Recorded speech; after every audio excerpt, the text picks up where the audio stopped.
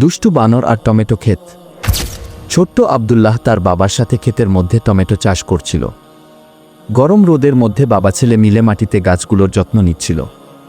Tomato গাছে এখন লাল লাল tomato ফল ধরেছে, দেখতে যেমন সুন্দর, খেতেও তেমনি মিষ্টি।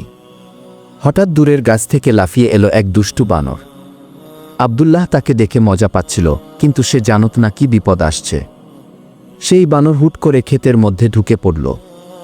একে একে গাছে লাগানো টমেটোগুলো টেনে ছিঁড়ে ছিঁড়ে ফেলতে লাগল। কিছু খাচ্ছে, কিছু ছুঁড়ে ফেলছে মাটিতে। গোটা খেতে হইচই পড়ে গেল। আব্দুল্লাহ ভয় পেয়ে বাবার পেছনে লুকিয়ে পড়ল। তার বাবা হালকা হেসে বললেন, ভয় পাস না বাবা, বানরটা হয়তো ক্ষুধার্ত কি। তারপর বাবার হাতে থাকা টুকরো রুটি ও কলা মাটিতে রাখলেন। বানরটা সেগুলো খেয়ে দৌড়ে পালালো। আব্দুল্লাহ তখন বলল, বাবা, পরের বার টমেটো তুলে ফেলার আগে বানরটাকে খাওয়াতে হবে। বাবা হেসে বললেন, হ্যাঁ, তবে এবার একটু আগে আসতে হবে।